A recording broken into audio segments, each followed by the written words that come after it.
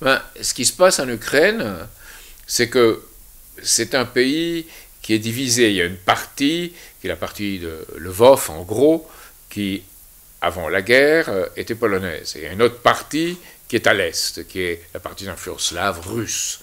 Et ces deux parties sont unies. Alors il y a un esprit d'indépendance nationale, il y a un esprit d'unité nationale en Ukraine.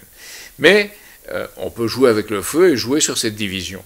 Alors voilà qu'aujourd'hui, dans la logique qui est celle des intérêts de la City de Wall Street, qui contrôle les gouvernements anglais et américains, on se livre à des provocations vis-à-vis de la Russie.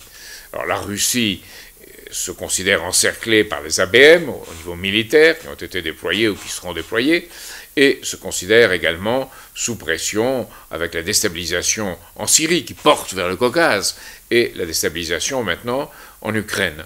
Alors, en Ukraine, les intérêts, disons, des services anglais et américains jouent sur les gens avec lesquels ils ont toujours conservé des relations, c'est-à-dire cette tendance ultranationaliste, antisémite et néo-nazie pour certains, de Svoboda, ou de mouvements comme celui qu'on appelle SS, avec ses initiales qui veulent tout dire, ces mouvements-là qu'on alimente, qu'on fait surgir, et on crée une tension très grande. L'Ukraine, c'est pour une grande partie des Russes, une partie même de la Fédération de Russie, c'est la Russie. Et il y avait un accord du 5 décembre 1994, signé entre les États-Unis d'Amérique, la Fédération de Russie à l'époque, et le Royaume-Uni, pour que l'indépendance nationale et la souveraineté de l'Ukraine soient respectées. Et voilà qu'elle ne l'est pas aujourd'hui. Donc les Russes réagissent, ce qui est normal, dans une situation où, de chaque côté, du côté de l'OTAN comme du côté russe, on a maintenant une décision de prévoir éventuellement des frappes préventives. L'OTAN pour défendre soi-disant les droits de l'homme et la démocratie, et la Russie pour défendre son territoire. Donc on a une situation extrêmement dangereuse, plus dangereuse peut-être qu'à aucun moment de la guerre froide après la crise des fusées de Cuba. Donc voilà que les deux sont face à face et qu'on peut avoir cette affaire d'Ukraine continue, et s'il n'y a pas la définition d'une politique de développement mutuel, développement harmonieux à l'échelle de l'Eurasie, voilà qu'on peut d'étape en étape arriver à une situation d'affrontement, y compris militaire, y compris à une guerre thermonucléaire. Donc voilà ce qui se passe en Ukraine.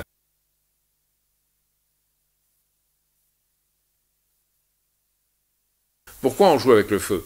Parce que ces intérêts occidentaux, entre guillemets, on pourrait l'appeler du monde transatlantique, un monde est aujourd'hui en crise financière, en faillite. Donc ils sont portés à s'imposer à tout prix contre toutes les nations qui pourraient éventuellement leur résister. Et là, la Russie, d'un certain point de vue, la Chine représente une résistance.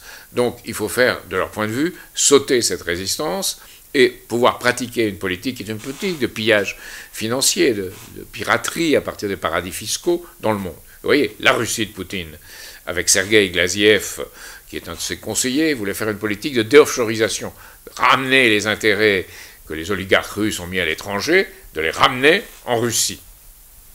Et voilà qu'en Ukraine, on essaye aussi un peu de contrôler les oligarques, qui ont leur argent aussi dans les paradis fiscaux.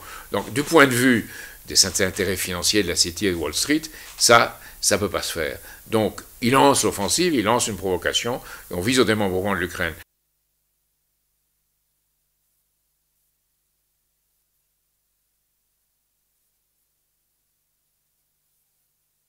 Non, on sait bien, c'est une vieille histoire, qui est l'histoire qu'on appelle celle de Stepan Bandera, c'est-à-dire des mouvements en Ukraine qui ont en réalité commencé dès qu'il y avait les batailles du temps de Makhno, ce qu'on appelle la Makhnochina, et la cavalerie rouge de Boudienny contre les Blancs. Et à l'occasion de cette situation, l'Ukraine a voulu avoir un hetman, d'avoir une politique indépendante. Et dans les années 20, ça n'a pas pu avoir lieu. Et puis, on a recommencé, on a voulu cette politique-là, et à l'occasion de l'invasion nazie de l'Union soviétique, l'Ukraine faisait partie, Stepan Bandera a dit, eh bien, profitons que les nazis soient là pour faire une politique d'indépendance nationale. Et il y a eu une collaboration avec les nazis.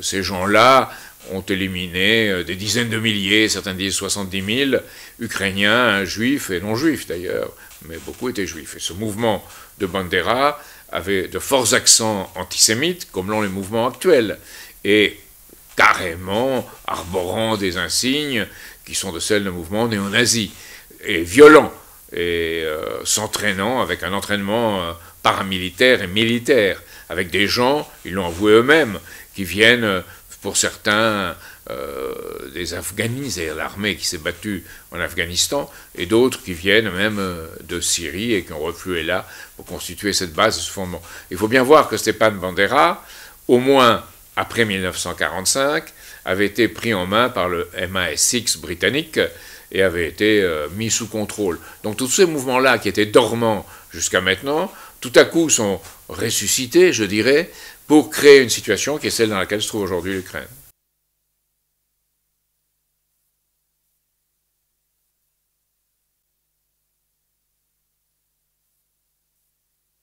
Hollande endosse la politique de Nicolas Sarkozy. Nicolas et François, c'est la même politique, avec la même continuité, la soumission à, on dit les États-Unis, mais non, ce sont les intérêts financiers de ceux de Wall Street et la City qui contrôlent aujourd'hui les États-Unis. Et Obama représente ses intérêts. Et François Hollande va là-bas faire sa soumission et jeter par-dessus bord la politique étrangère qui était la nôtre depuis des dizaines d'années. On dit que c'est la politique gaulliste, mais c'est encore plus que ça. Donc la France devient tout à fait atlantiste et devient un poste avancé de l'OTAN. De plus, François Hollande, en passant, fait l'éloge du traité transatlantique de libre-échange, qui serait absolument nocif pour la France.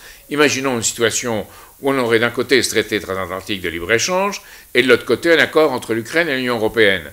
Il y aurait des intérêts agricoles, la production agricole de l'Ukraine, et une production des États-Unis qui venait concurrencer l'agriculture française. Ce serait la fin, alors que déjà l'Allemagne, qui a engagé des gens dans les pays de l'Est à des taux horaires d'emploi très bas, nous fait concurrence. Donc c'est un drame que ce traité transatlantique de libre-échange. Ce qu'a fait la Russie aujourd'hui pour empêcher cette désagrégation de l'Ukraine, c'est de promettre 15 milliards de dollars à l'Ukraine pour son développement et un rabais très fort du prix du gaz. C'était des conditions beaucoup plus généreuses que celles que l'Union européenne offrait dans son accord.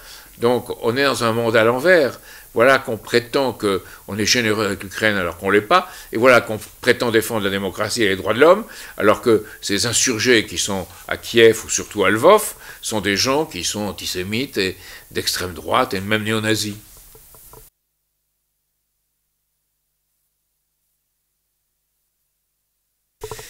On n'a jamais tout dit sur une affaire comme celle-là, parce que ce qui est important, c'est de penser à l'avenir et de se situer dans le futur.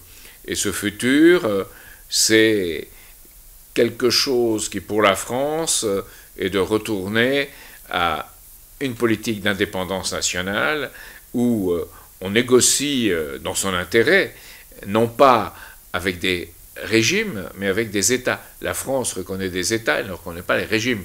Quand on a reconnu la Chine de Mao Tse-tung, c'est parce qu'elle existait, c'est pas parce qu'on aimait Mao Tse-tung. Donc aujourd'hui, ça devrait être la même chose. On va faire un accord dans ce sens-là, et la paix pourrait être établie par un développement mutuel. Mais alors on verra, c'est pas le chemin qu'on a pris, et on est dans une situation qui aujourd'hui est extrêmement dangereuse. Et si on compare entre 1914 et aujourd'hui, on voit un point semblable, qui est la domination d'intérêts financiers d'une part, la faiblesse et l'absence de caractère, l'impuissance et l'incompétence des hommes d'État. Donc c'est ça qui est inquiétant.